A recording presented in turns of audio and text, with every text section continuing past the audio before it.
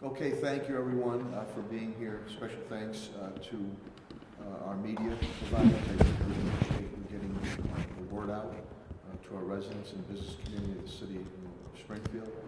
Again, I'm very, very appreciative, deeply appreciative with everything that they have going on. Dr. Kerouac, President, CEO of Baystate Medical Center, is here, and Dr. Robert Roos, the Chief Medical Officer of Mercy Hospital, is here. After I open up, we'll go directly to them, and then we'll go updates from each and every one of my cabinet heads. Let me give you some updates, and to each and every one of our residents and business community, thank you for what you continue to do and sacrifice. I know it's been difficult challenges right now, being away from loved ones and friends, but these continued proactive measures, though they seem simple and common sense, are very, very important.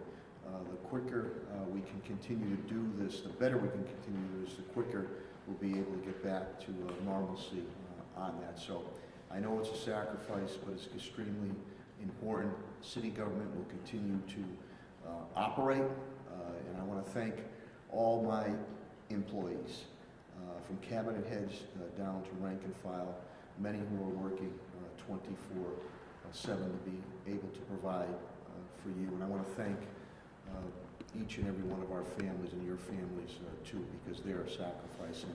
But we will get through this together for the better and as one. So quick updates here.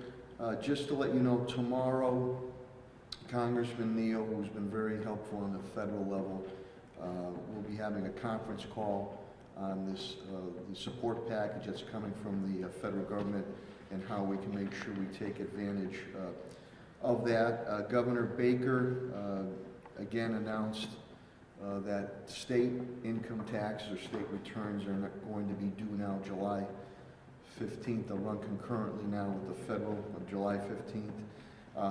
My Commissioner of Health and Human Services, Helen Carlton-Harris, will be coming up. We are now, as of yesterday, we have not received the update yet here in Springfield, up to 45 that have been confirmed with the COVID-19 coronavirus, so that is 45.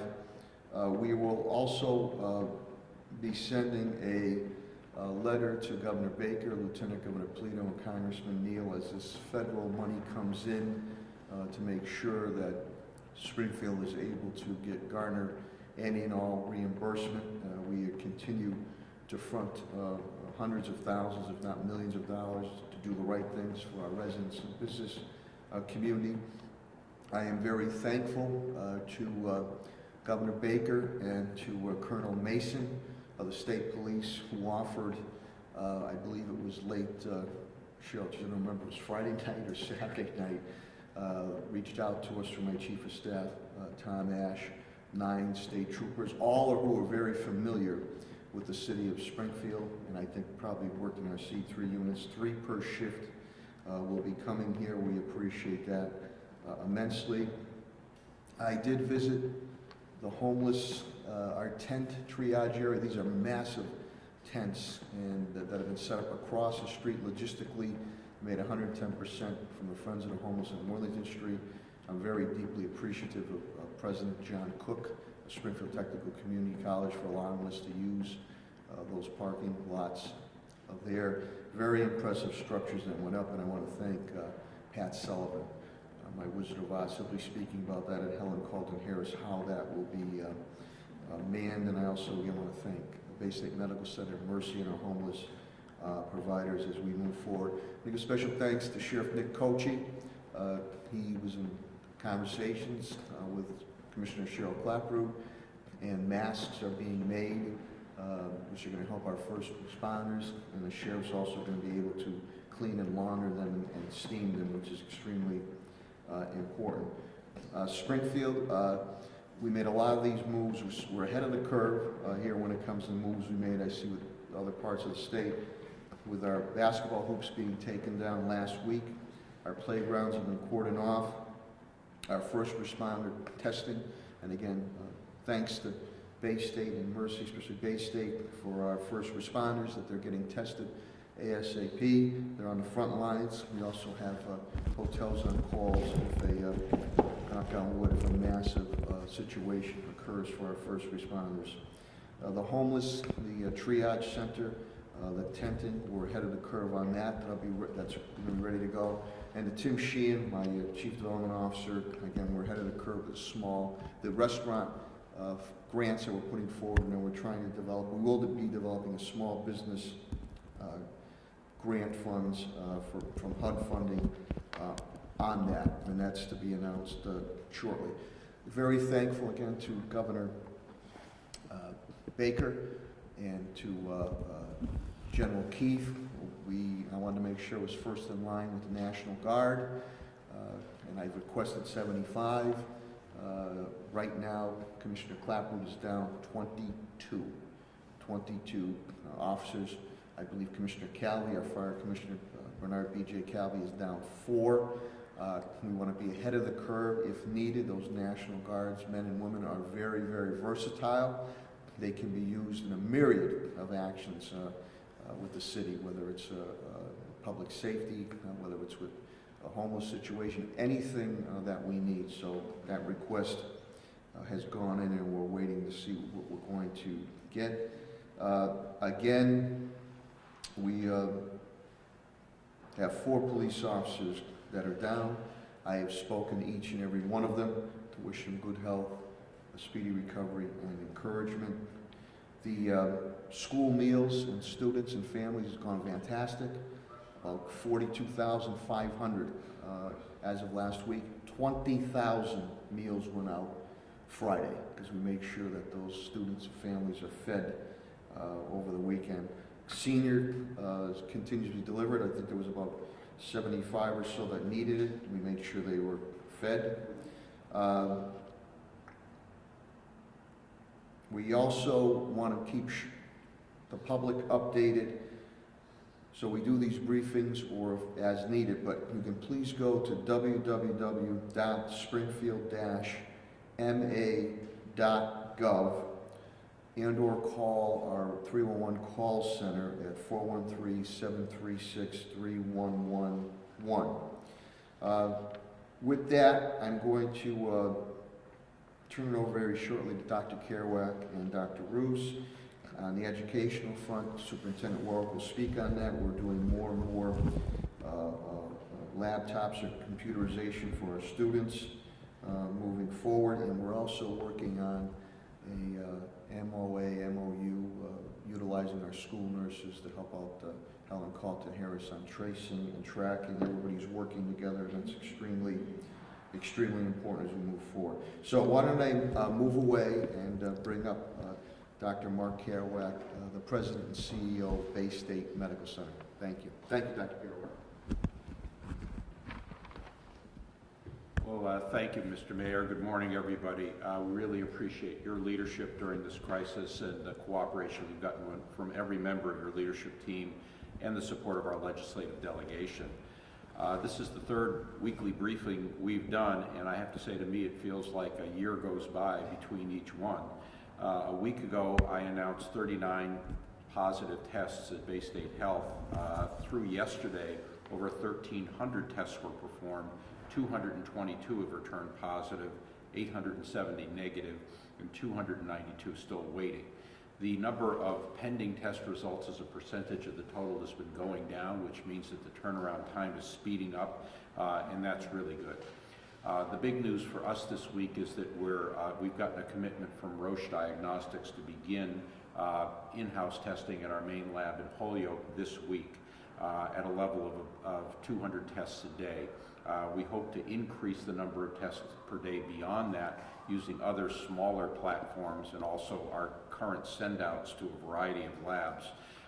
As soon as we reach a certain level, we're interested in developing distributed testing sites throughout the region for our patients.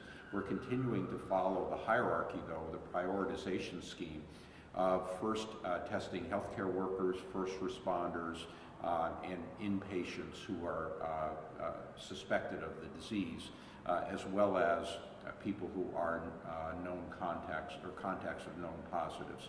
I don't know when it's going to be that we are able to test people with mild flu-like symptoms. We'd like to be able to do that, but it really depends on the availability and the capacity for testing. With respect to hospital capacity, as of yesterday, there were 106 positive patients across our 4 hospitals and 52 with suspected disease who are on isolation. 34 required critical care levels of care. There's been very creative approaches to surge planning, utilizing operating rooms as intensive care rooms, for example. And we ultimately believe that at Baystate Medical Center we'll be able to get to 500 beds, 150 of them ICU beds. We are also housing our COVID-positive patients in separate units and separate ICUs. There also are separate clean units and clean ICUs in different parts of the hospital for patients who have other problems like trauma, heart disease, cancer, etc. Not only I, but the leaders from across the state have been impressed by the flexibility and ingenuity of our hospital operations leadership team. We continue to work hard to protect our courageous healthcare workers. We're working to source personal protective equipment, or PPE, through multiple sources, dealing with a whole bunch of new vendors, uncertain as to whether any given order is going to show up, as the governor noted in the paper yesterday. We are very appreciative for donations from the manufacturing industry and for the mediation of that giving with the Economic Development Commission. We also continue to work with a number of local manufacturers to produce a more reliable local supply of these sorts of this sort of equipment. Right now, I would say that we are neither dangerously low nor are we oversupplied. Every day we hustle to keep up with the demand. Importantly, we have added PPE coaches 24/7 at all of our hospitals. This was found to be very important during the SARS epidemic because oftentimes people, even when they were using the right equipment, weren't using the right technique, and they were contaminating themselves when they were taking it off by touching the outside of their gowns or masks. This has gone a long way to sort of helping people feel confident that they will be protected when seeing a patient who's infected. We've also done a lot of work to try to reduce the stress on our employees.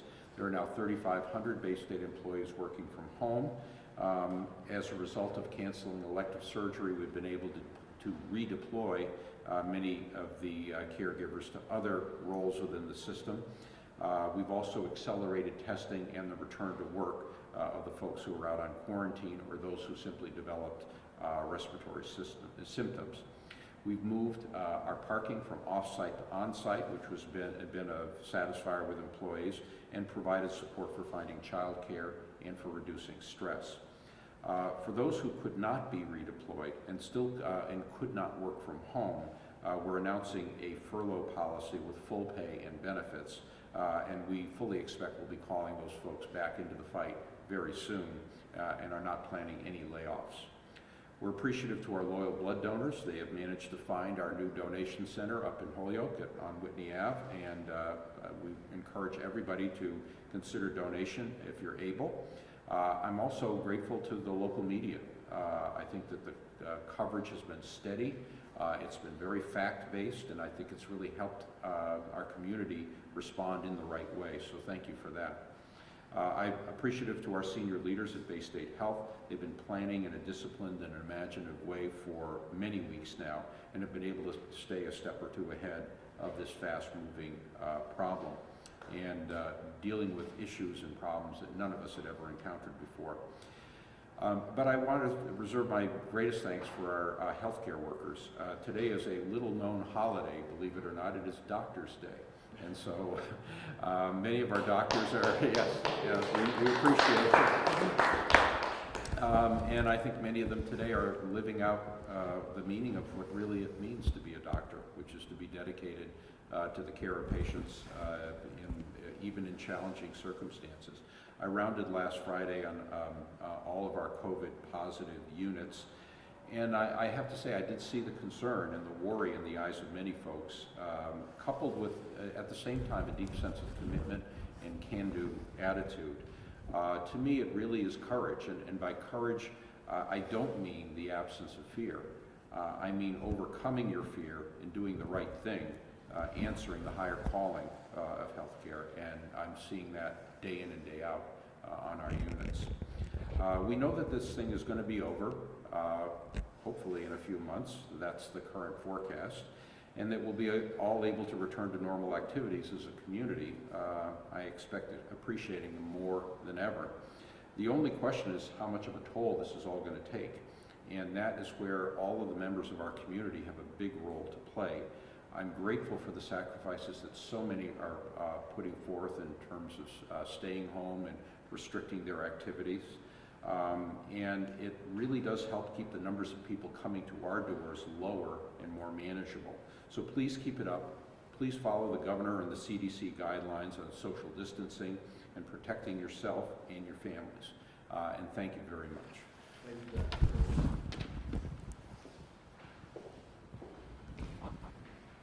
Thank you, Dr. Kerouac, very much to you and your staff and your frontline individuals for their continued brave and dedicated work. Before I bring up Dr. Roos, also I wanted to mention, I think Helen will go into it a little bit too, that just for people that have friends or families, we're noticing a trend of many coming from the New York area, New York City, and you need to be cognizant of those individuals coming here or to your home, that you might need quarantine aspects, but we are noticing an uptick of New York individuals who have family or friends here in the Springfield area coming. It's for your good, our good, everybody's good, that you should be cognizant of that. 90 meat outlet we had to shut down, and that they'll follow the proper procedures to get open up, I think sometime maybe possibly in April, early April on that. We wanted to make you aware of that. The big key word, N95 masks.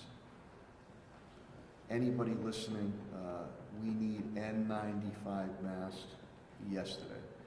Not only for the hospitals, but for my city employees, especially my first responders.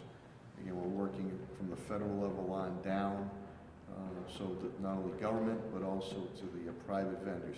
N95 masks as soon as possible, please. Without further ado, again, I'm very happy and pleased that we have Dr. Robert Roos here, who is the Chief Medical Officer of Mercy Hospital Trinity, and in our continued partnership. Dr. Robert Roos.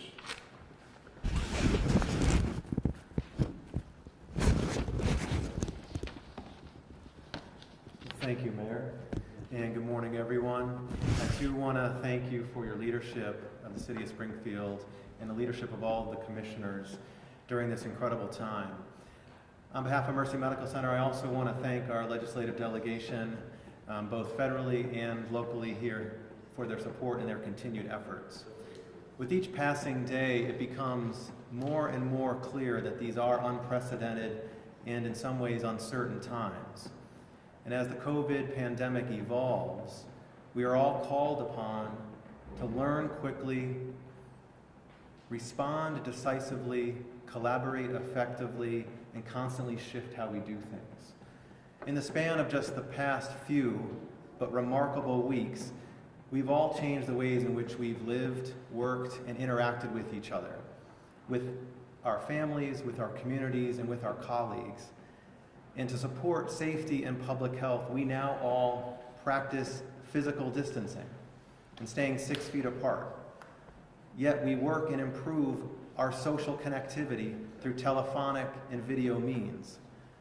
We are following new health screening guidelines, both for patients, those visitors, and our colleagues, and we have adapted to new guidelines for the use of protective personal equipment. Those are only a few of the ways that we have transformed our lives in response to COVID, and undoubtedly over the course of the next many months, there are going to be others. We've also learned a few things that is important for others to know. We've learned that the clinical presentation of this illness can vary somewhat from the triad of fever, cough, and shortness of breath. There are now revised guidelines by some societies that changes in smell and changes in taste can be indicators of an infection with this coronavirus, as well as in some cases the onset of gastrointestinal symptoms or even abdominal pain. At Mercy, we've taken this information and communicated to our providers such that we ensure that we have the appropriate threshold of screening at our entrances to ensure that we're identifying potential persons with this disease as early as possible. We've also learned that although the elderly and those with pre-existing conditions like lung and heart disease are the most vulnerable to some of the severe complications, that the illness can impact and has impacted many young people who can be vectors for transmission to those most vulnerable in our community, and in some cases even younger people can fall victim to some of the severe complications. And there is emerging risk factors that perhaps obesity may be something that can influence that development. And so at Mercy, we have taken the steps to ensure that we are following up with each and every person that's had a test for the novel coronavirus and performing follow-up calls several days later to anyone testing positive, because we know that while the majority of individuals will have mild disease, in some cases it can worsen, and it can worsen quickly. So I encourage everyone to ensure that they are monitoring their own symptoms and reach out to their provider immediately if there is something that's of note or concern. We've also learned, and this is something over the course of the past several weeks, that we know that there are times in which the asymptomatic, people who are not showing significant symptoms, may be able to transmit this infection to others. And so at Mercy, we've revised our guidance. And this is something that is evolving, and we will evolve too. We've revised our guidance for the use of personal protective equipment to recognize that for healthcare workers that are working on units with persons under investigation, that they should always be donning a surgical mask. And in other areas, that we are allowing other workers to wear masks, surgical or homemade, in the event that suits them. And as we've seen our test results come back more frequently, more readily, and we've been able to expand our testing, we've also learned that community spread is still very much present. And that as individuals travel between states and geographic areas, that could lead to the further expansion of the pandemic. As of this morning at Mercy Medical Center, we have tested 536 patients through our emergency department and inpatient hospital. We have had 72 positive tests, 259 negative, with 205 still pending. The turnaround time continues to improve, but is not yet where we need it to be, and we have made progress in working with both Abbott and others to be able to bring in-house testing to our labs in the coming weeks. We continue to see increasing acuity and severity of cases through our emergency department and in our inpatient hospitals, with right now 18 patients with confirmed COVID infection being treated at Mercy. And over 30% of our inpatient hospital is currently a person under investigation or with a positive infection. We have moved into our level 2 of our surge plan regarding our critical care areas, and we have created a person under investigation or COVID-only intensive care unit, as well as COVID-only med-surg and telemetry units, so care can be delivered directly and appropriately to those patients, while other patients with other conditions can receive care in separate spaces. We've expanded our capacity, we've trained teams, and we've deployed new providers in new ways. And over the weekend, in communicating virtually around the clock, I continue to be consistently impressed and inspired by what's happening in regards to planning, training, and response. Our critical care, emergency department, hospital medicine, and anesthesia providers have been tremendous. And we have nurses from our post-anesthesia care units providing care in new ways for critical patients. Throughout our system, our focus remains strong on ensuring that we have the supplies that we need to protect our most vital resource, our healthcare workers. And our focus, as the mayor mentioned, is also on N95 respirator masks, as well as on the supply of isolation gowns. We are grateful for the receipt of materials from the Strategic National Stockpile, but recognize that that only contained a few days' worth of supplies based on the current levels of utilization and the expected use over the next few weeks.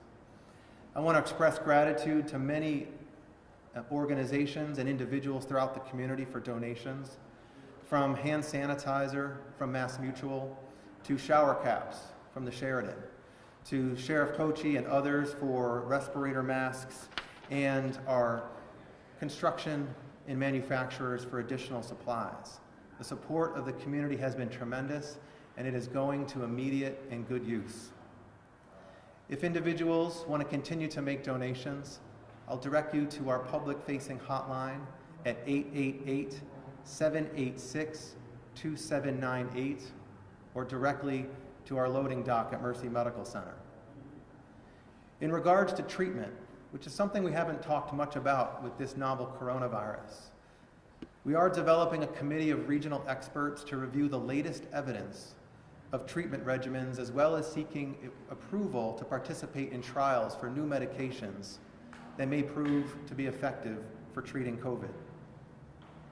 And I want to commend the mayor and the commissioners on their efforts regarding finding locations of care and improving testing for the most vulnerable, our homeless population. We are grateful to be collaborating in this way, and we too are focusing efforts on those that are impacted by this, that are often marginalized from routine care, patients in nursing homes and homeless individuals. We continue to focus on safety first and foremost, and we have continued to revise our procedures and are now screening not only any allowed visitor or vendor or outpatient, but also all colleagues for their temperature checks upon entry to the facility. At this point, we just don't know the length and the severity of the pandemic. We don't yet know the effectiveness of a future vaccine, and we don't know if this infection will recur year after year. But I do know one thing. We know that if we take the proper precautions in physical distance, that if we employ diligent hand hygiene, that if we isolate and quarantine, that we will flatten this curve. And together as a community, if we continue to care for each other and ourselves, that we will certainly overcome. As Dr. Kerouac mentioned, I too was reminded this morning that today is National Doctors Day, where we recognize the importance and the value of service of some of our critical frontline providers. I could not be more grateful to all of our physicians, clinicians, and providers throughout Mercy Medical Center and its affiliates for everything that they are doing each and every day. I've had many folks tell me that when they wake up each morning, it feels like they're going into a battle. And we want to ensure that they have the tools and resources to be able to carry out that courageous calling. It's our legacy to be a transforming, healing presence. We will continue to transform what we do to be in the best position to heal. And as citizens, I urge you also to do your part to protect our resource of providers and healthcare workers and first responders. Thank you for all your support and all that you're doing.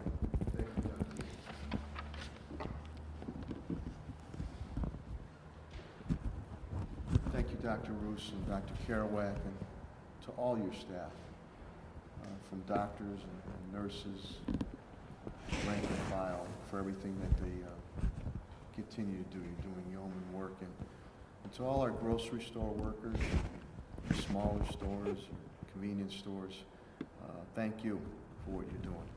You're a lifeline to all our families, and you're not forgotten either. My Commissioner of Health and Human Services, Helen Carlton Harris, who has been my point person, has done yeoman work, as have all my cabinet heads and rank and file, but she's really been going around the clock, and she will give you an update and her perspective on a multitude of issues that we're dealing with. Helen Colton Harris.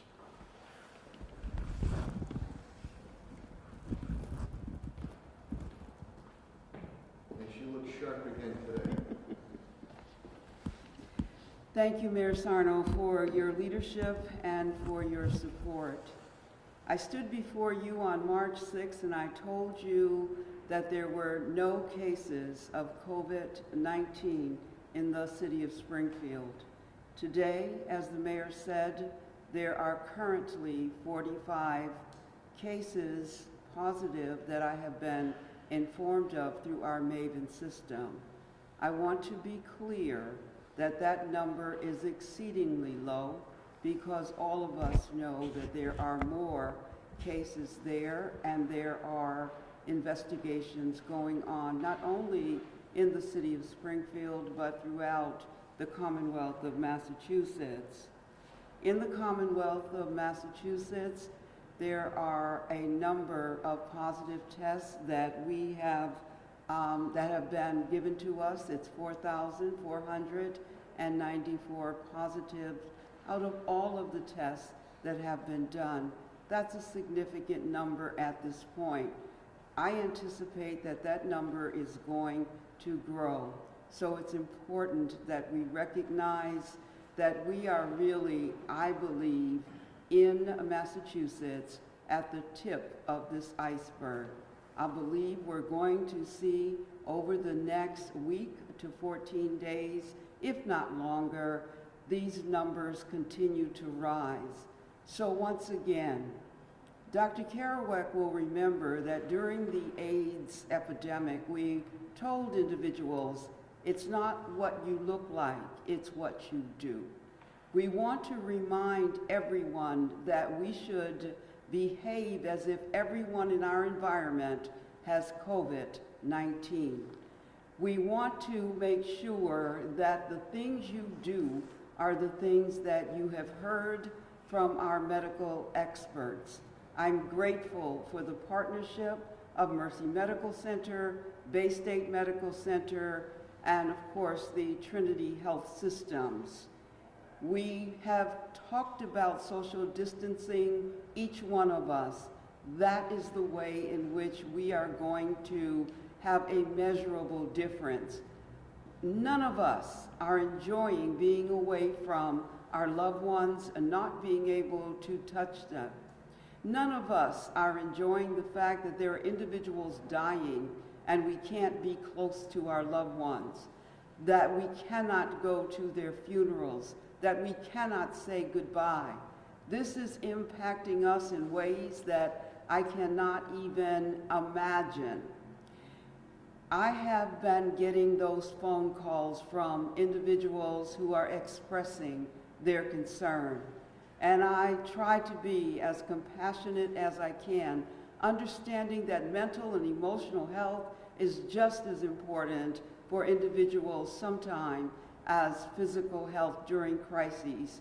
So I want to make sure that we are reaching out and understanding that individuals are having struggles with mental, emotional, and spiritual health.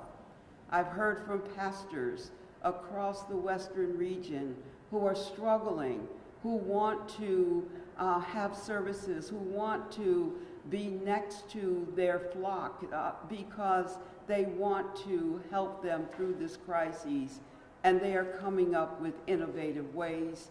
But it's painful not to be able to practice your faith at a time when faith is the only thing that will keep some of our residents going and keep them spiritually connected. So I want to also make sure we're understanding that everyone is looking for creative ways. To our first line responders, our physicians, my friends who are on the front line, my heart goes out to you.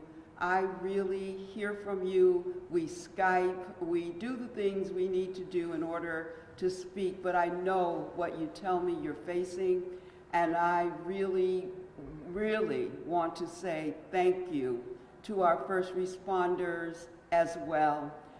grocery store individuals and sanitation individuals, everyone who is making a difference and trying to do their work and struggling with fear. People are afraid and have anxiety, and we need to acknowledge that, and we certainly do. And so know that we understand.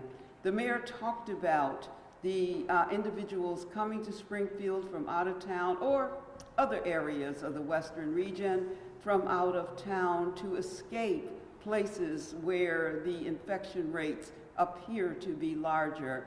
I would ask you to please ask your relatives to social distance, or your friends, whomever is coming into your environment, please do your best to social distance for those 14 days. We want to make sure that we are keeping everyone healthy during this time, and we can't do this without the partnership of each individual, because we are in this together. Let me just say that I want to thank Patrick Sullivan and the city team, TJ Plant, the mayor, DPW. There are so many people to thank, but our tents are up and going up for our homeless population. We know what the physical layout is going to look like for the most part. We understand the staffing pattern, and so we know that we are projected to have 2 staff on site 24 hours a day. We anticipate that 1 will be an RN, 1 will be a caretaker, and we will strive to make sure that we're having an MD who is doing rounds as well. We are having another call at 3 o'clock today, but I do have the skeleton of a outline for staffing. I have the skeleton for the medical protocols. I want to thank those individuals who have worked diligently to try to put together this plan. That includes the health services for the homeless team, the health care for the homeless team, those individuals at Baystate Medical Center who are collaborating with us as well. We all care very deeply about everybody in this city, and the mayor has made an extraordinary step to say that we will build a facility, and quite frankly, it will look like a facility because of what is going into the tents and the way in which it was being constructed, and Patrick Sullivan will talk a little bit more about that. So in Hampden County, as of yesterday, there were 201 positive cases. I've told you 45 of those belong to the city of Springfield. I could not do anything that I do without the support of the Springfield Department of Health and Human Services. I thank each one of my staff individuals who work diligently every day, take these phone calls, and relay them to me and the clinical providers who do the follow-up. We will do the contact tracing to the best of our ability. I thank Superintendent Warwick for working with us to try to get some assistance from Springfield Public Schools. Clinical staff, it is important that we are all in this together. Baystate Medical Center has given us, or we have entered into a MOU with them for 2 of their TB nurses who will be working with my nurses to do the contact tracing. We very much appreciate that we have the support of a community, and you hear it over and over again. We will persevere, and we'll get through this together. I thank you very much. Thank you, Commissioner. Thank you, Helen. I'd also like to give a shout out to Helen's health inspectors who were out there, and Tim Sheehan's the building code and housing code inspectors who are out there following all the proper protocol and only dealing with emergency situations, court ordered, following all the proper health environmental protocols. With that, I'm going to turn it over to Superintendent Dan Warwick to give a brief update pertaining to schools and our continued not only meal outreach, but educational outreach and the collaboration of working hand in hand with the city side. Superintendent Dan Warwick.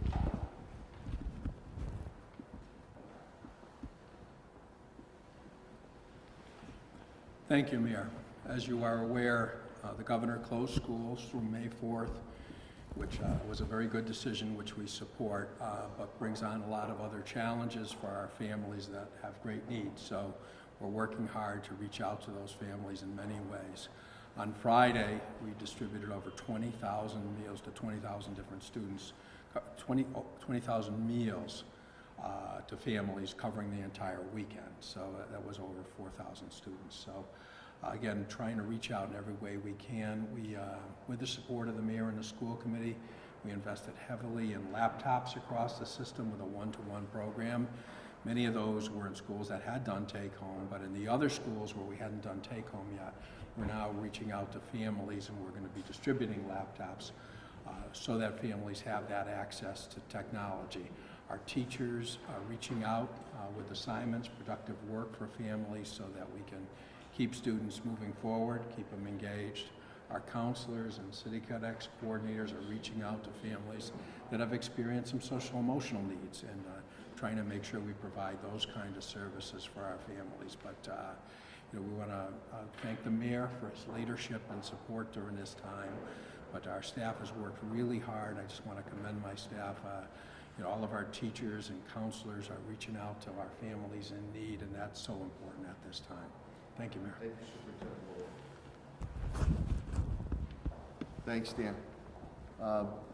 Again, a clarion call, because you don't want to aggravate Commissioner of Health and Human Services, Helen Caltaneris, because she will come after you.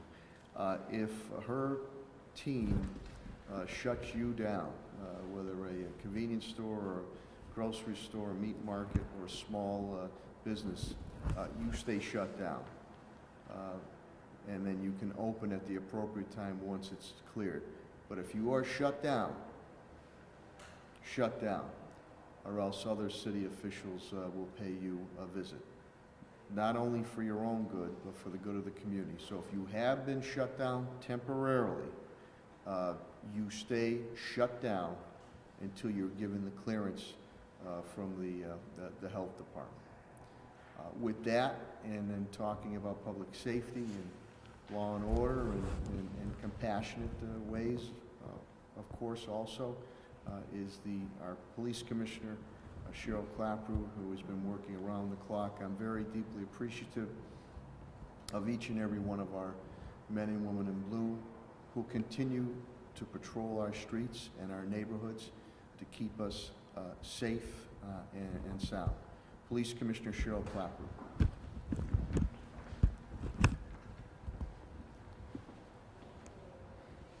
Thank you, Mayor. The police department update for numbers, we now have 4 officers who have tested positive. All 4 are at home and recovering at home and are doing well. I know the mayor talked to them, and I talked to them over the weekend, and they are doing well. So this morning's number, I'm down 22 officers. That just changed. I'm down 23 officers. Another officer had symptoms. He was sent home, and he will be in the testing line. So I have 4 positive. I have 12 now awaiting test results. I had notification of 3 test results came back negative. I hope those officers can get back to work. A couple of them tested positive for the flu, so it might still be some time, but I do expect them back in our ranks. So officers are coming back in, they're finishing their self-quarantine, and officers are going out as they are getting the symptoms of that may be COVID-19. So totally now I'm down 23. As the mayor mentioned, I heard from Colonel Chris Mason, and Colonel Mason, I appreciate it, and I was talking with Major Mike Habel over the weekend. I appreciate his assist. And I believe starting tomorrow, maybe Wednesday, we'll see some additional state police patrols in the city. It's to back up my officers, to make sure the officers on the street have the appropriate backup if they need help. It's to back up our manpower. They will take a backup, resourceful type of role. All of these officers that Mike Cable and I have been talking about are familiar with the city. They came from the city or have worked in the city previously, whether it's C3 or gaming unit or the task force, or they are from the city. So it made perfect sense to me, and I appreciate their help. I appreciate the help of Sheriff Nick Cochi. He called me. Right now, still, the Springfield Police Department has the manpower to patrol and protect the citizens of Springfield and to ensure safety for each other.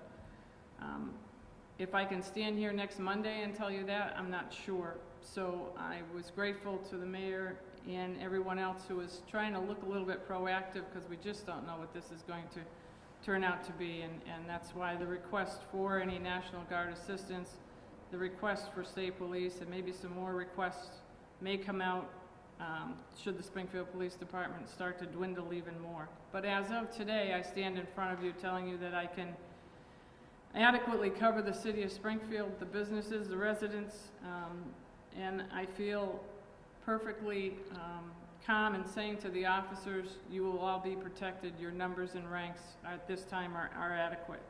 Should that change again, I am willing and able and ready to make some other decisions, but right now we are good. Happy National Doctors Day, doctors, and thank you for what you do. Is there a National Cop Day? Let me know. If that comes around, you know where to find me if that comes around. So we are good. We are holding our own. I am grateful to my other colleagues here that I meet with every day. They have all been of assistance to me. I am also prepared through the SPO program that started 2 years ago. I had some retired officers who are up to date on their training. I heard from about 12 to 15 of them.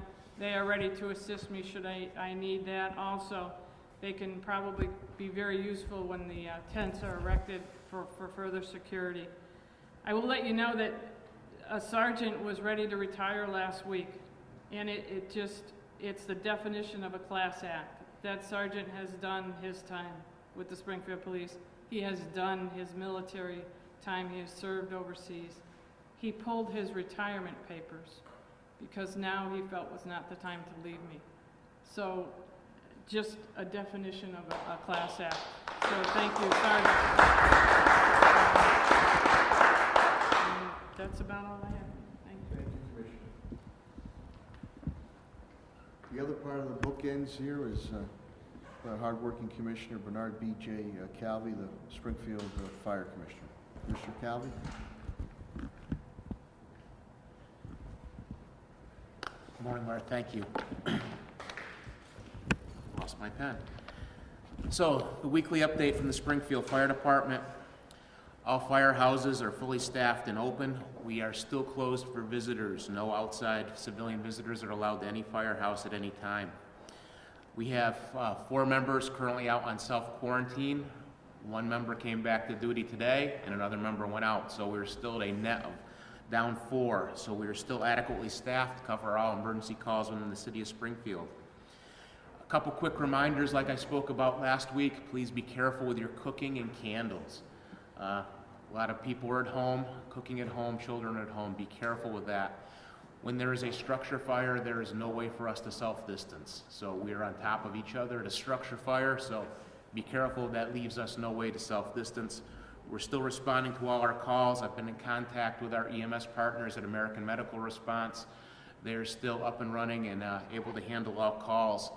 A reminder to that, when you call 911, please identify if you have COVID-19 symptoms or if you are currently in quarantine and need additional medical assistance, so all protective equipment can be donned before we get to you. Other than that, we are still open for business. We're still here to serve you, and thank you very much. Thank you, Commissioner. Thank you, Commissioner Calvi. I call him the Wizard of Oz, Pat Sullivan. He's always so helpful, not only to the residents and business community, but each and every one of the cabinet heads here. He's going to speak about not only facility cleaning that continues to go on and our parks area, but this tenting procedure in which he's coordinated with Eversource, air purification, bathrooms, showers, barnyard. I want to give them a special thanks. I think Pat will speak about that. They've donated sheds for us for the linen aspects. They were the ones that did a beautiful donation. We built the park in memory of another brave hero, Gunnery Sergeant Tommy Sullivan. So again, I was with Pat Saturday morning, late morning, and it's just amazing, these MASH tents that are going up on it. Without further ado, the Director of Parks and Facilities Management, Pat Sullivan. Thank you, Mayor, and good morning. This weekend we initiated all the site work necessary on Worthington Street and have now placed 12,000 square feet of tent space at that site. We are coordinating with Eversource, Water and Sewer, City Trade Staff, Charlie Met Trucking, and we are all working closely together to provide the necessary resources to the first responders that will be working this location. At the direction of Mayor and the Health Department, Helen Carlton Harris, we want to ensure that all of our first responders and the people that might have to stay at this location are going to be very comfortable and have all the necessary resources available to them. So we are going to be providing electrical heat with the option of being converted to air conditioning during this time. We are being able to tie into the existing sewer systems on site, water systems on site. Each tent will have hot water with sinks, refrigeration, washer and dryer systems in each of the tents. We will also have a commissary for a trailer for the staff that are working this site. They too will have their own separate bathroom, shower facilities, and be able to take the necessary breaks throughout their time. I'm very proud of our trade staff and everyone that assisted us over the weekend to get to this point.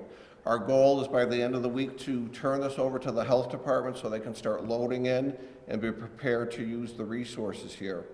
As the mayor indicated, the Barnyard and Great Country Garages, they reached out to us this week, and what could they do? They wanted to help, and at that time we knew we needed linen storage on the site, so they're providing 2 shed units that will be for each of the 2 tents, and all the linen will be safely stored in there and have easy access for the workers.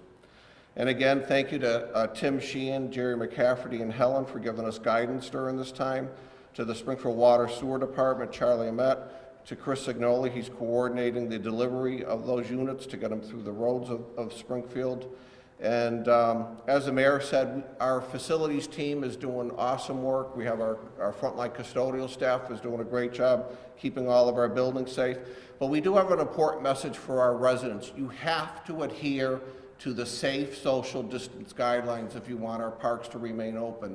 When I was in here just now, I got an email, panicked, 60 golfers at the golf courses. All active recreation is closed in the city of Springfield. We will be placing logs now at the parking lots. We all have to do our part so we can protect the frontline workers and what the hospitals are trying to do in our city to keep us all safe. It is this congregation that spreads this disease very quickly. So we will continue to follow the mayor's directives and the Helen Carlton's directives as we work through this, but I just want to make it clear, all park permits, all active recreation is canceled, all events at the Carriage House are canceled through May 4th, and we will continue to give you guidance. We want to keep these resources open so you can walk and do passive recreation, but we will take whatever steps are necessary to keep the residents of the city safe. Thank you. Thank you, Pat.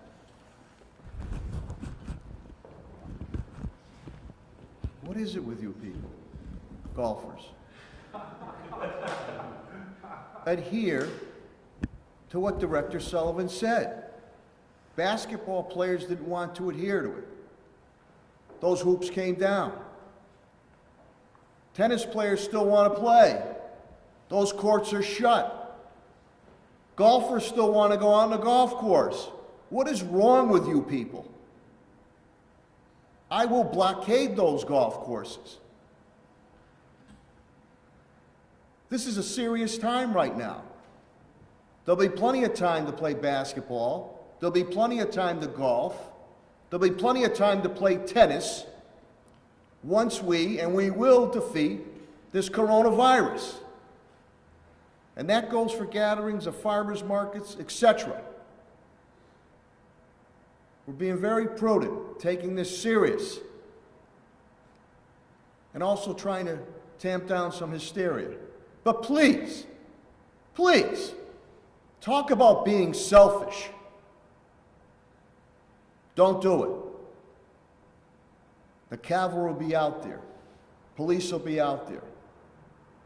This is not only for the city, it's for yourself and your family members and friends. Get it through your thick head. Don't do it. Great segue to bring you up, Chris, huh? I'm going to bring up my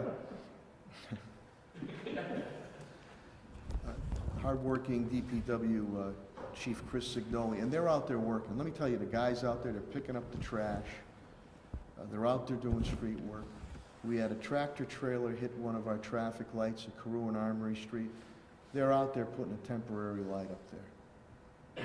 So when you see a DPW worker out there, or you see it on the trash trucks out there, beep the horn. Or if you're hopefully walking, give them a wave, give them a thumbs up, because they continue to produce, and I won't forget that. So without further ado, DPW Director Chris Signoli. Mayor, thank you. As the mayor stated, trash pickup, recycling is going on as usual. We have had no issues at the DPW with manpower at this point. Administrative and engineering staff are on circular schedules in order to reduce the number of people in the office. This week there will be an uptick of construction that is going to be happening in the city, but since everybody's staying home, it really doesn't matter. So you won't need to see or be bothered by the construction. So water, sewer, Columbia Gas will be starting construction activities in the city, and a number of city projects will be starting later in the month, assuming everything goes as planned. We are scheduled to start yard waste pickup next week. That may change. Right now it is scheduled to start next week, but that may change. The landfill is open. If you need to bring materials to the landfill, yard waste, etc., you can do that every day. That is open. Right now the DPW is 100% open for business on per usual, so any issues related to DPW, please get in touch with 311 and we will address them as quickly as possible. Thank you. Thank you, Mr. Signoli. Again, as I always say, the city, we're in the business of being in business, and Tim Sheen is our Chief Development Officer, and continues with he and his staff to work feverishly to try to bring direct relief to our restaurants and small business community with city money, CDBG funds. We're awaiting, I believe we'll get the okay from HUD to pump in another $500,000 to those restaurants and small businesses to try to keep you afloat until we get back on our feet. So at this time, I'll bring up Chief Development Officer Tim Sheen, and he'll give you an update on the situation. Tim?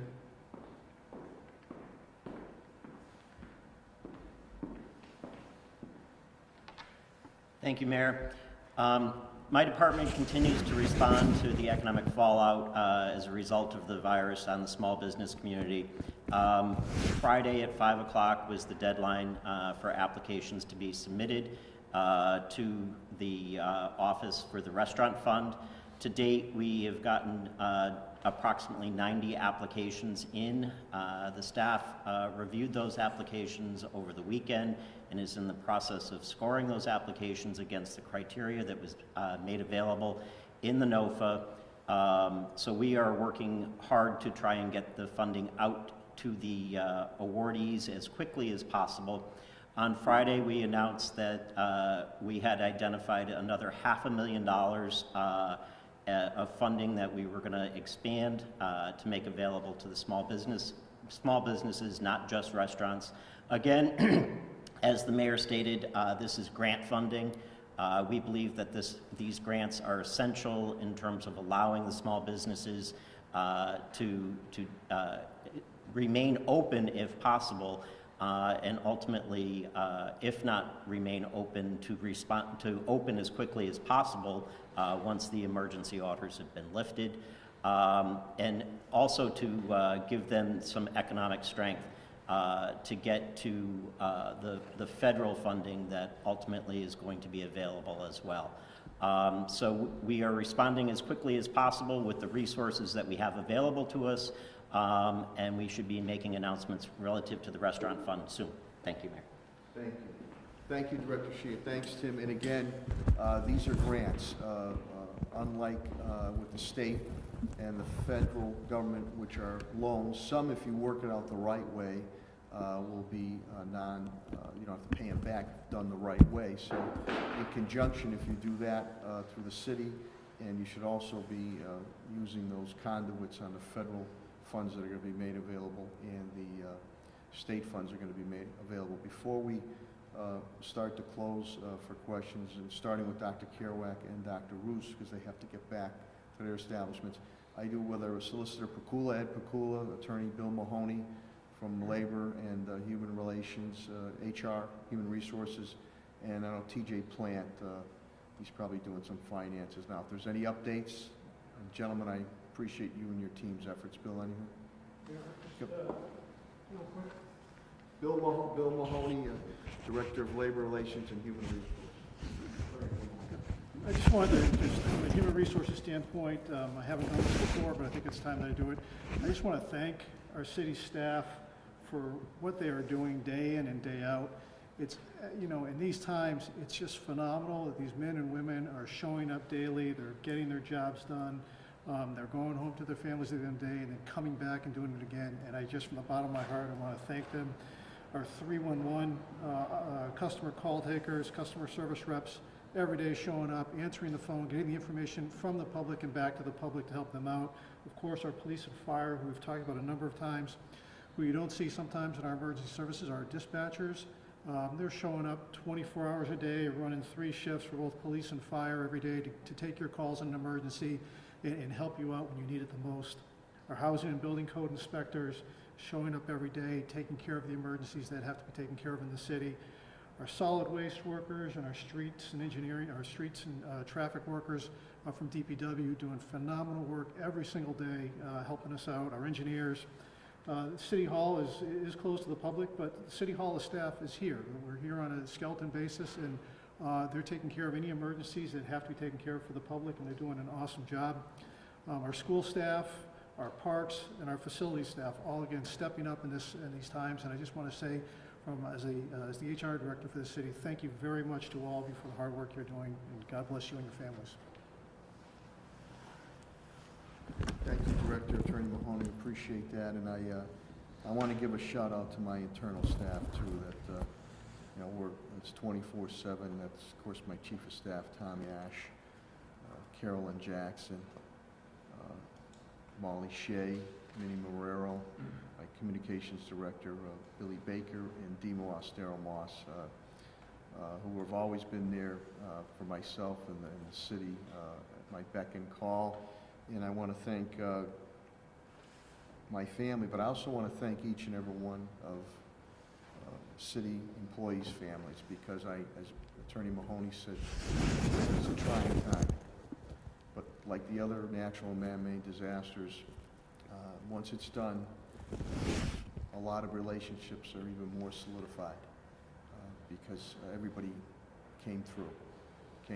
So with that, I'll open it up to questions. Any questions, though, if you could first, if anything to do with Dr. Kerouac of Baystate Medical Center or Dr. Roos of Mercy, that way they can get back to their important duties that they have. So I'll open it up to any and all questions. Yes, Ms. Russo. My first question is for both of them. I think a lot of people are seeing the situations going on in New York City. And I'll have Dr. Kerouac come up, and then Dr. Roos. I think that a lot of people are wondering, comparing to the surge or an increase in cases, where do you guys stand with ventilators? How many do you have? And if you are lacking any, what do you guys do to make sure you have enough ventilators should the surge come in a short period of time? We have 130 ventilators currently, and we have 45 more on order. We currently don't think that we're going to wind up short, but you never know. You know, I think we have the advantage of having seen what happened in Seattle and New York to do our preparation, and also to encourage everybody to take it seriously.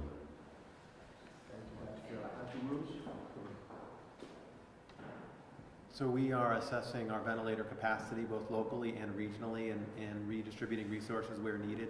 At Mercy Medical Center, we have 43 ventilators right now, and we have currently have significant capacity to treat those patients. I should also add, if I could, we also conduct a weekly call with all the CEOs of Western Mass hospitals, not only Mercy, but Cooley, Holyoke, Shriners, and Berkshire, to make sure that nobody has more of what they need and that everyone is distributing resources appropriately. And it's been a good planning exercise. I've got a question for both doctors as well, Dr. Kerouac. A couple weeks ago, you said that about 200 employees have been quarantined. Can you give us an update on that? And have any of your staff tested positive for COVID-19? Yeah, we've decided not to release any specifics about who has the disease and who doesn't. There still are many people who are out awaiting tests and with symptoms and that sort of thing, but I can't be more specific at this time.